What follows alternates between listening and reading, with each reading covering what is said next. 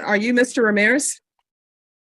Mr. Ramirez, I'm sorry, counsel, I'm showing you the discovery acknowledgement. Have you received all the discovery? Did you review that with your client? Yes, I have. Court will find that the state is in compliance with discovery. Mr. Ramirez, I'm showing you what's entitled True Bill of Indictment. Did you review that with your attorney? Did you understand it? Counsel, do you waive the reading of the indictment? We did. State it appears that you're proceeding on the indictment as presented. Is that correct? That is correct, Your Honor. All right, Mr. Ramirez, I'm showing you what's entitled Court Admonishments. Did you review that document with your attorney? Did you understand it? Did you sign it in all the appropriate places? Did you understand you're charged with criminal mischief, $2,500 to $30,000? That's a state jail felony. Range of punishment is anywhere from 180 days up to 2 years in the state jail facility and up to $10,000 fine. Did you understand? You can unfold your arms. Watch closely here. This is the judge confirming that every constitutional right is being knowingly given up. The crossed arms, the hesitation, the repeated "did you understand?" Judges notice that. This is where uncertainty can derail a plea if the court smells confusion or coercion. Did you understand if you have a plea bargain agreement with the state, the court does not have to follow your plea bargain agreement? If for any reason the court does not follow your agreement and gives you more than you bargained for, the fact that you entered a plea will not be used against you and you will be allowed to withdraw your plea. Did you understand? Did you understand you have a right to jury trial, a right for you or your attorney to cross-examine and confront any witnesses the state will call and the right to remain silent? Did you understand by entering this plea bargain agreement, you were giving up those rights? And did you intend to give up those rights and enter into a plea in this case? Counsel, has your client been able to provide you with any defenses? Yes. Do you believe he has a rational as well as a factual understanding of the charges against him? Yes, Your Honor. Do you believe he's currently competent and was legally sane at the time of the offense? Absolutely, yes. Mr. Ramirez, has anyone threatened you, coerced you, or placed you in fear to get you to enter this plea? No, ma'am. Has anyone promised you anything other than the plea? Are you satisfied with the way you've been represented? So today. I'm sorry? So today. I'm sorry, what? So today, yeah, a little bit. Okay, I don't understand the first. All right. Do you want a jury trial? No, no. Because we'll give you one. Sure don't. So again, so we're back to the question, are you satisfied with the way you've been represented? All right, the court will find that defendant has, I'm sorry, now are you a U.S. citizen? Yes, ma'am. Court will find that defendant has knowingly and voluntarily waived his right to jury trial, showing you the plea bargain page. Did you review that with your attorney? Did you understand it? Yes, ma'am. According to the plea bargain agreement, punishment is to be assessed at 1 year in the state jail facility. There are no applications. Did you understand that to be the plea? Defense, Yes. state, It is, Your Honor. showing you the paragraph entitled waiver of appeal paragraph. Did you review that paragraph with your attorney? Did you understand it and did you sign it? Yes, ma'am. That's it. Did you understand by signing that you're waiving your right to appeal? The only items that can be appealed are written pretrial motions that have been filed, heard, and ruled upon by the court. Did you understand? Yes, ma'am. This moment matters more than most defendants realize. By waiting appeal, he's essentially locking the door behind him. No do-overs. No second-guessing the sentence later. Quick question for you. Would you ever give up your right to appeal if you didn't fully understand it? Counsel, have there been any such motions? No, there have not. Then to the offenses charged, how do you plead? Guilty, not guilty, or no contest? State any evidence. No objection. Mr. Ramirez, I'm showing you what's entitled waiver and consent to stipulation of testimony and stipulations. Did you review those documents with your attorney? Did you understand it? Did you sign it in all the appropriate places? Again, did you understand you have a right to jury trial, a right for you or your attorney to cross-examine and confront any witnesses the state would call and the right to remain silent? Did you understand that today the state will be presenting evidence in the form of witnesses' statements and police reports, but most importantly, there will be no live testimony? Did you understand? Yes, ma'am. Court will find that defendant has knowingly and voluntarily waived and consented to stipulation of testimony and stipulations. Court will accept into evidence states exhibits 1 and attachments and review the same.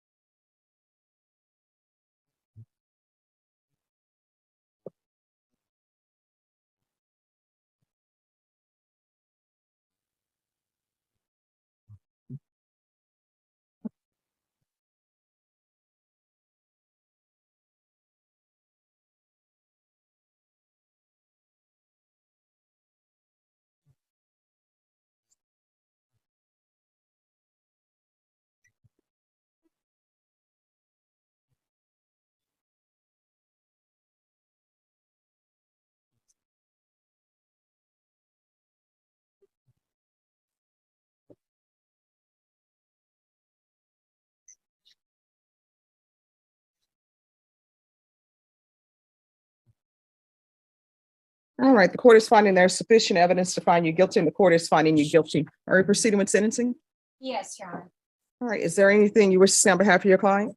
Your Honor, I would just like to make a brief record, if I may. Yes. I just want for the record to state to the court that I had discussed this case at length with my client. We met while he was out of custody and went over all of the police report, 911 call, videos, etc. I negotiated the plea to waive 2 previous convictions that he had when he had gone to TDC previously. And while I believe that I've done a great job, I did explain very clearly to him that if he was not satisfied with plea bargain offers, that he certainly could go to trial. He has, as the court's seen, agreed that he wants to take advantage of that plea bargain offer, and I would ask the court to go ahead and follow that and allow him to go ahead and serve the 1-year state jail. But I want to make very clear, and it always concerns me when somebody insinuates that I didn't do my best or didn't do a good job, because you know how hard we work. I know how hard I work. And I just want to make clear that I did everything that I could for this young man standing here before you. And I am asking you to please go ahead and follow that. All right, and so with his prior trips to prison, then is that something, because I don't have that before me, is that something that would have made this enhanceable? Correct. And To with a second-degree felony. Your 2 to Honor. 20 years? Correct. And here's the bombshell. Prior prison trips mean this charge could have been enhanced to a second-degree felony, 2 to 20 years. That 1-year deal just went from harsh to miraculous. This is sentencing math in real time, and the judge is about to make sure he understands it. Now, Mr. Ramirez, what I can tell you is I read the police report. And honestly, from reading that, there's so much that could have went wrong. So the fact that you all have agreed to 1 year is to your benefit, Yes, ma'am. I realize that. because more is deserved. I realize that. And what I can tell you, if the state would have offered 15 years and went forward on the enhancements, I would have said, yeah, 15 years, that's about right. So you're lucky that your attorney was able to negotiate for you and only get 1 year for somebody who's been to prison on an offense that could be enhanced to a second degree. Yes, ma'am. I know. I'm blessed. I mean, she's a wonderful attorney. Well, then why all this hesitation and this, I don't know, attitude about, It's just- yeah, I think she's okay, or whatever you're saying? I mean, no, it goes deeper than what it is. I'm saying, I mean, I have a 4, 8, and a 12-year-old, and I've been going through emotional stuff personally, but I don't mean no disrespect to my attorney. Well, the fact that you have a 4, 8, and 12-year-old and you're going to prison, and you've obviously been in and out of prison while you had those 4, 8, and 12-year-olds on the planet, that's your fault. Yeah, I know These are bad choices that you are making. I already know that. And so if you want to be in your children's life, that is not your attorney's fault. That's all on you Yeah, for I not take doing full what you're supposed to do. This is no longer about property damage. This is about accountability. Judges hear the I have kids argument every single day, but what they're listening for is responsibility, not excuses. And right now, Judge Boyd is drawing a hard line between hardship and self-inflicted consequences.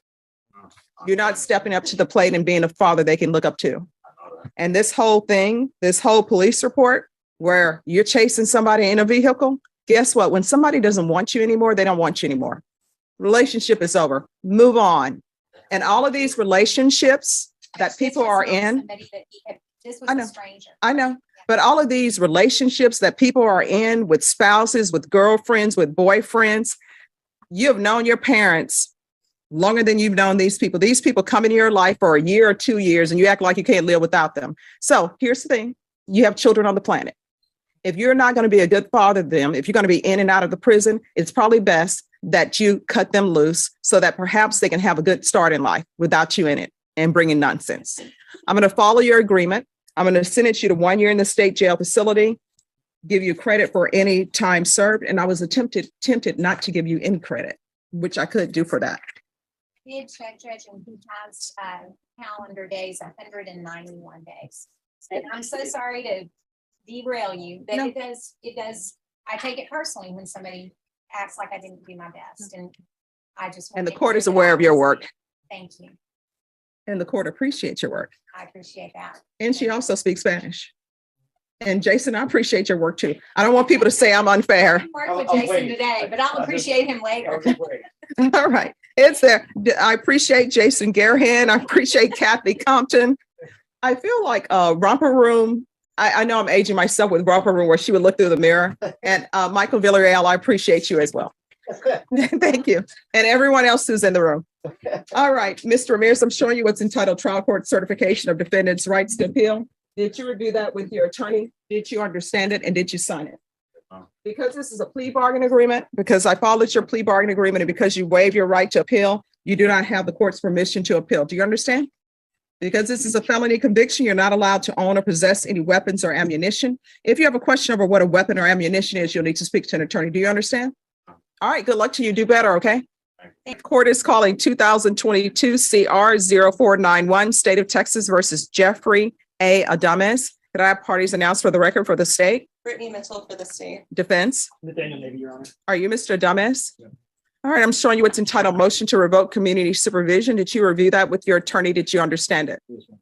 Are you the same Jeffrey A. Adames who was placed on community supervision in 2022 CR 0491 for the offense of assault, family choking, strangulation on February 23rd, 2022 for a term of 5 years? Is that you? Yes, ma'am. State?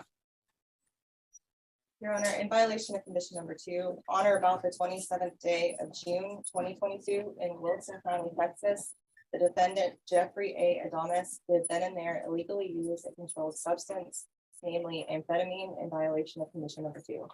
How do you plead to that? True or not true?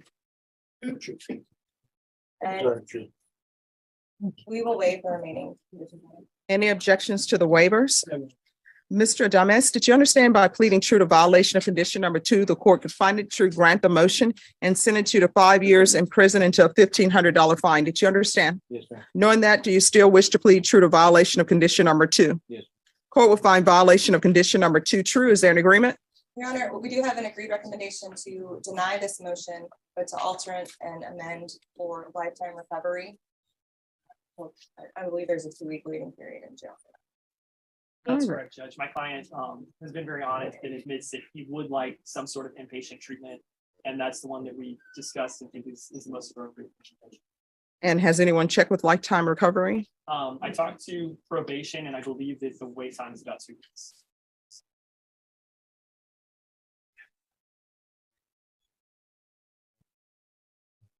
All right. And Mr. Adames, is this what you're requesting? Yes, ma'am. All right. How often are you using drugs before you were taken into custody? I was using quite often for numerous years, 25 plus years. I quit 3 months ago. I quit 2 months on my own, and then I was going to turn myself in for the treatment because I was offered outpatient, but I said, is there any way I can get inpatient so that I'm not close to it? I mean, So how much were you using? I was using maybe a half a gram a day for almost 20 years. Okay. So, I mean, that's just, well, I'm 50 years old when I stopped, you know. I took the first step in doing it my own, which is pretty hard after so many years. So I figured a little bit more help wouldn't hurt.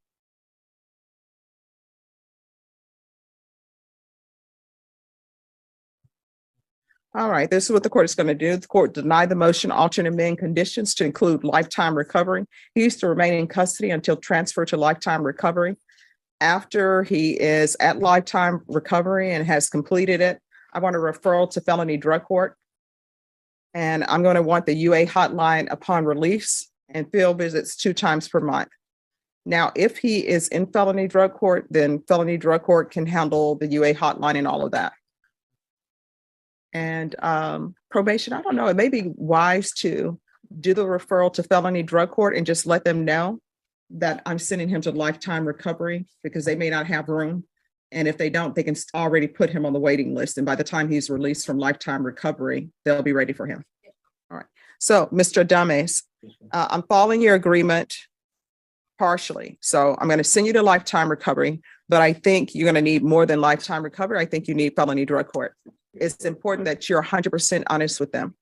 It is a hard program. I remember when the program first started and I was attorney in that program. people thought it was easy.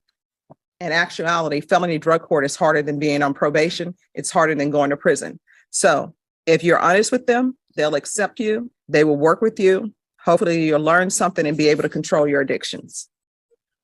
I'm ready to stop. I have kids I lost, and I'd like to get them back. All right. Notice the contrast between these two cases. One defendant barely avoids years in prison due to a skilled plea deal. The next is given structure, treatment, and accountability instead of a cell. Same courtroom. Same judge. Very different paths, and it all comes down to choices.